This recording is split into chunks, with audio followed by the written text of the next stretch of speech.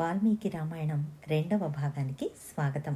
వాల్మీకి మహర్షి రామాయణాన్ని రచించడం ప్రారంభించారు. పరమాత్ముడి కొడుకు బ్రహ్మదేవుడు, బ్రహ్మదేవుడి కొడుకు మరీచి మహర్షి, మరీచి మహర్షి కొడుకు కశ్యపుడు, కశ్యపుడి కొడుకే వివస్వాన్ లేదా సూర్యుడు, సూర్యుడి కొడుకే వైవస్వత మను. ఇతడే ఇప్పటి మన్వంతరపు రాజు. వైవస్వత మనువు కొడుకు ఇక్ష్వాకు. ఈ ఇక్ష్వాకు వంశంలోనే జనించినవాడు దశరథ మహారాజు. 10 దిక్కులకు తన రథాన్ని నడిపించగల సమర్థుడు దశరథుడు. అతడి రథం 8 దిక్కులతో పాటు పైన స్వర్గలోకానికి, కింద పాతాళలోకానికి కూడా వెళ్ళగలదట. అందుకే అతడికి దశరథుడు అన్న పేరు వచ్చింది. దశరథ మహారాజు గొప్ప పరాక్రమవంతుడు. దేవతలకు రాక్షసులకు యుద్ధం జరిగినప్పుడు దేవతలు తమ వైపు పోరాడటానికి దశరథుణ్ణి పిలిచేవారట. అంతటి గొప్ప పరాక్రమవంతుడు దశరథుడు. ఈ దశరథ మహారాజుకి 3 భార్యలు, కౌసల్య, సుమిత్ర, కైకేయి. అయితే దశరథుడికి ఈ 3 భార్యలే కాకుండా ఇంకా 350 మంది భార్యలు ఉండేవారట. అయితే ప్రధానంగా పట్టపురాణులు 3. వాళ్లే కౌసల్య, కైకేయి, సుమిత్ర. అప్పటి ఆచారం ప్రకారం రాజులు ఎంతమందినైనా వివాహం చేసుకోవచ్చు. అయితే దశరథుడు తన 3 పట్టపురాణులు కాకుండా మిగిలిన 350 పెళ్లిళ్లు చేసుకోవడానికి కారణం పరశురాముడు. అదెలాగంటే, పరశురాముడికి తన తండ్రి అయిన జమదగ్నిని క్షత్రియుడు చంపాడన్న కోపం. ఆ కోపంతో భూమి మీద ఉన్న క్షత్రియులందరినీ హతమారుస్తానని గొడ్డలి, విల్లు, బాణం పట్టుకుని భూమిపైన తిరుగుతూ దుష్ట క్షత్రియులందరినీ సంహరించసాగాడు. అలాంటి సమయంలో పరశురాముడు ఒక ప్రతిజ్ఞను చేసుకుంటాడు. అదేంటంటే, క్షత్రియులను నిర్మూలిస్తాను, కానీ ఎవరైతే తాను చంపడానికి వెళ్ళినప్పుడు పెళ్లిపీటల మీద ఉంటారో అటువంటి వారిని చంపనని ప్రతిజ్ఞ చేసుకుంటాడు. మంగళకరమైన పెళ్లి జరుగుతున్నప్పుడు తాను చంపనని, అలాగే ఎవరైతే యజ్ఞ యాగాదులు చేస్తూ ఉంటారో అటువంటి సమయంలో కూడా తాను చంపనని ప్రతిజ్ఞను పెట్టుకుంటాడు.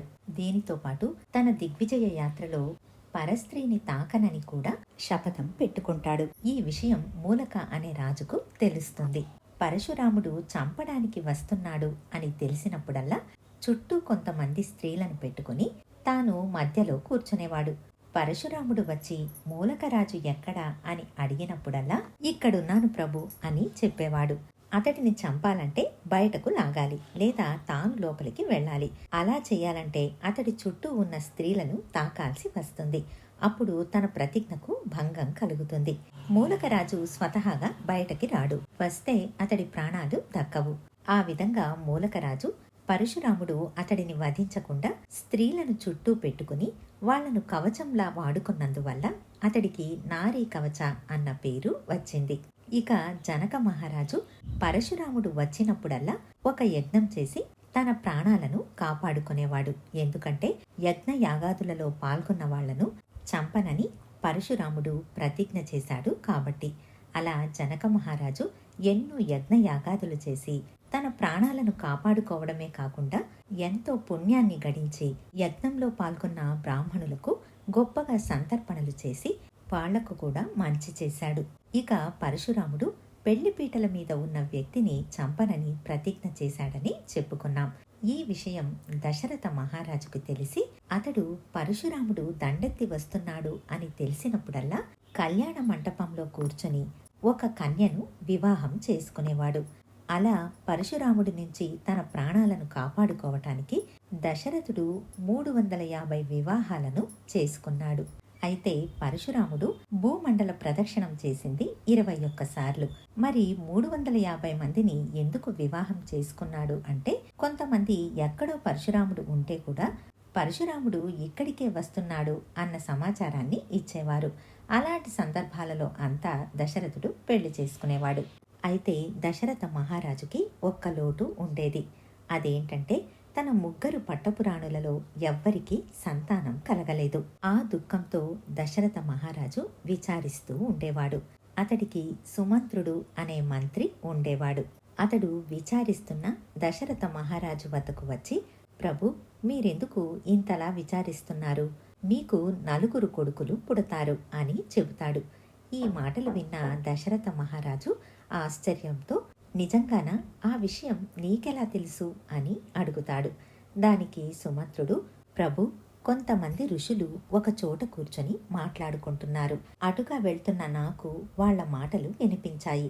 వాళ్ళు అన్ని విషయాలు చర్చించుకుంటున్నప్పుడు అందులో ఒక ఋషి, దశరథ మహారాజుకి సకల సౌభాగ్యాలు ఉన్నాయి, అయితే సంతాన భాగ్యం లేదు అని అంటూ ఉండగా అక్కడే ఉన్న సనత్కుమార ఋషులు, మీరెందుకు అలా అనుకుంటున్నారు? దశరథ మహారాజుకి తప్పకుండా సంతానం కలుగుతుంది. త్వరలోనే దశరథ మహారాజు విభాండకుడి కొడుకైన ఋష్యశృంగుణ్ణి పిలిపించి ఒక యజ్ఞాన్ని చేయిస్తాడు. ఆ యజ్ఞ ఫలం వల్ల అతడికి 4 కొడుకులు పుడతారు అని చెప్పడం నా చెవిన పడింది ప్రభు. కాబట్టి మీరు విభాండకుడి కొడుకైన ఋష్యశృంగుణ్ణి పిలిపించి యజ్ఞాన్ని జరిపించండి. దాని ఫలంగా మీకు 4 కొడుకులు పుడతారు అని అంటాడు. ఈ మాటలు విన్న దశరథుడికి ఎంతో సంతోషం కలిగి, ఋష్యశృంగ మహర్షి ఎక్కడ ఉంటారు, అతన్ని వెంటనే పిలిపించండి అని చెబుతాడు. అయితే ఋష్యశృంగ మహర్షి అంత సులభంగా దొరికేవాడు కాడు. ఎందుకంటే ఋష్యశృంగ తండ్రి అయిన విభాండకుడు ఋష్యశృంగుణ్ణి ఎలా పెంచాడంటే, మానవులలో కేవలం మగవాళ్లు మాత్రమే ఉన్నట్టు ఋష్యశృంగుడికి తెలుసు. అసలు స్త్రీ జాతి ఒకటి ఉన్నదని కూడా అతడికి తెలియదు. తన కొడుకు మీద స్త్రీ గాలి కూడా తాకకుండా పెంచుతాడు విభాండకుడు. ఒక పెద్ద అరణ్యంలో ఒక ఆశ్రమాన్ని ఏర్పరచుకుని, అటువైపు స్త్రీలు కాదు కదా, ఆడ పక్షి కాని ఆడ మృగం కూడా చొరబడని ఆశ్రమంలో ఋష్యశృంగుణ్ణి పెంచుతాడు. అలా ఋష్యశృంగుడికి భూమి మీద స్త్రీ జాతి ఒకటి ఉన్నట్టు కూడా అతడికి తెలియదు. కేవలం మగజాతిని మాత్రమే చూసిన ఋష్యశృంగుణ్ణి పిలిపించి అతడి వద్ద యజ్ఞాన్ని చేయించాలి. ఇది ఇలా ఉండగా అంగదేశాన్ని రోమపాదుడు అనే రాజు పరిపాలిస్తున్నాడు. ఆ కాలంలో అంగరాజ్యంలో వర్షాలు పడక విపరీతమైన కరువు కాటకాలు సంభవించింది. రోమపాదుడు ఎంతో విచారించి పండితులతో తాను చేసిన ఏదో పాపం వల్ల ఈ రోజు ఇలా కరువు కాటకాలు సంభవించిందని, వర్షం పడటానికి మార్గం ఏమిటని అడుగుతాడు. దానికి పండితులు, రాజా, విభాండకుడు అనే మహర్షి కొడుకైన ఋష్యశృంగుణ్ణి ఈ రాజ్యానికి పిలిపిస్తే వర్షాలు పడతాయి.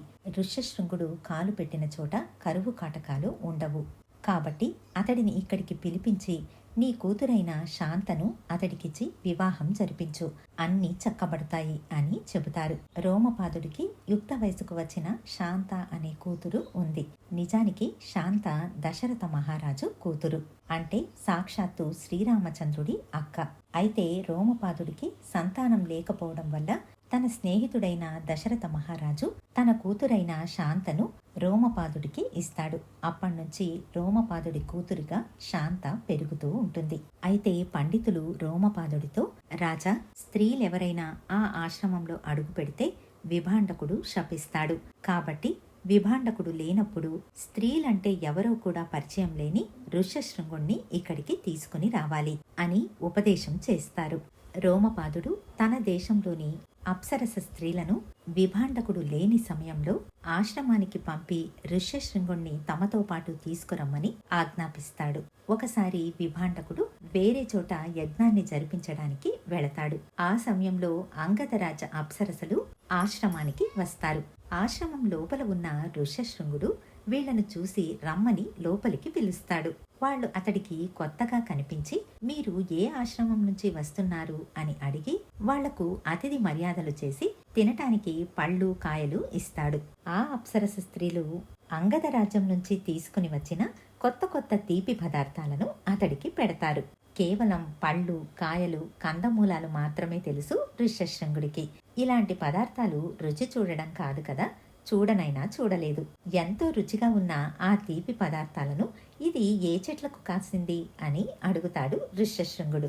వచ్చిన అప్సరస స్త్రీలను ఎవరో ఋషికుమారులు వేరే వేదం వాళ్ళు అవ్వడం వల్ల అలా ఉన్నారని అతడు అనుకుంటాడు.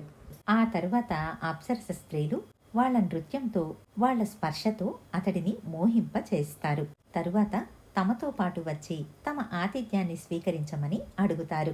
అప్పటికే మోహానికి గురి అయిన ఋష్యశృంగుడు వాళ్లతో పాటు అంగద రాజ్యానికి వెళతాడు. అటుపై ఋష్యశృంగ అంగద రాజ్యానికి వెళ్లి అక్కడ శాంతాదేవిని పెళ్లి కూడా చేసేసుకుంటాడు. చివరికి విభాండకుడు తనలాగా తన కొడుకు వేరే స్త్రీ ద్వారా మోహింపబడకూడదు అని అనుకున్నా కూడా భగవంతుడి సంకల్పంతో దానిని ఆపలేక చివరికి ఋష్యశృంగకు పెళ్లి కూడా జరిగింది. ఋష్యశృంగ వస్తే వర్షాలు పడతాయని అతడిని పిలిపించి చివరికి శాంతాదేవితో పెళ్లి కూడా జరిపించారు. ఇప్పుడు ఆ ఋష్యశృంగనే పిలిపించి యజ్ఞం జరిపించాలని అనుకుంటాడు దశరథ మహారాజు. శాంతాదేవిని దశరథ మహారాజు రోమపాదుడికి దత్తత ఇచ్చాడని చెప్పుకున్నాం. ఆ శాంతాదేవిని ఋష్యశృంగుడు పెళ్లి చేసుకోవడం వల్ల ఋష్యశృంగుడు దశరథ మహారాజుకి అల్లుడే అవుతాడు. అంటే దశరథ మహారాజుకి ఆడపిల్లలు ఉన్నారు కానీ మగపిల్లల కోసం అతడు యజ్ఞం చేయాలని అనుకుంటాడు. చివరికి ఋష్యశృంగుణ్ణి పిలిపించి పెద్ద యాగాన్ని చేస్తాడు. అగ్నిలో నుంచి యజ్ఞపురుషుడు బయటకి వచ్చి పాయసం నిండిన కలశాన్ని ఇచ్చి దీనిని తన పట్టపురాణులకు తినిపించమని, దానివల్ల సంతానం కలుగుతుందని చెబుతాడు. దశరథ మహారాజుకి సుమంత్రుడి ద్వారా తనకు 4 కొడుకులు పుడతారని తెలుసు. ఇప్పుడు ఆ కలశంలో ఉన్న పాయసాన్ని తన 3 పట్టపురాణులకు పంచాలి. ముందుగా ఆ పాయసాన్ని సగభాగం చేసి ఒక సగం భాగాన్ని కౌసల్యకు ఇస్తాడు. మిగిలిన సగం పాయసాన్ని మళ్ళీ 2 భాగాలు చేస్తాడు. అందులో ఒక భాగాన్ని సుమిత్రకు ఇస్తాడు. చివరిగా మిగిలిన భాగాన్ని మళ్ళీ 2 భాగాలు చేస్తాడు. ఎందుకంటే తనకు 4 కొడుకులు పుట్టాలి. ఇప్పుడు చివరి భాగాన్ని మళ్ళీ 2 భాగాలుగా చేసి అందులో ఒక భాగాన్ని కైకేయకు, ఇంకొక భాగాన్ని సుమిత్రకు ఇస్తాడు. ఇలా 4 భాగాలుగా విభజించి 3 భార్యలకు ఇస్తాడు. అటుపై వాళ్ళు గర్భవతులై 4 కొడుకులకు తల్లులు అవుతారు. సాక్షాత్తు వాసుదేవ రూపుడైన పరమాత్ముడే పునర్వసు నక్షత్రంలో శ్రీరామచంద్రుడిగా కౌసల్య కడుపులో అవతరిస్తాడు. శేషదేవుడే లక్ష్మణుడై పుడతాడు. ఇతడిలో సంకర్షణ రూపి అయిన భగవంతుడి ఆవేశం ఉంటుంది. అలాగే భరత శత్రుఘ్నులలో ప్రద్యుమ్న, అనిరుద్ధుడు అనే భగవంతుడి ఆవేశం ఉంది. అందుకే ఆ 4 మహాపరాక్రమవంతులై పెరుగుతారు. సంతానం లేదని దుఃఖిస్తున్న దశరథ మహారాజుకు కౌసల్యలో శ్రీరామచంద్రుడు, సుమిత్రలో లక్ష్మణుడు మరియు శత్రుఘ్నుడు, కైకేయలో భరతుడు పుడతారు. 4 పరాక్రమవంతులై పెరగసాగారు. ఇదండి రామ, లక్ష్మణ, భరత, శత్రుఘ్నుల జననం గురించి తెలిపే కథ. తరువాతి భాగాన్ని ఇంకొక వీడియోలో చూద్దాం. ధన్యవాదాలు.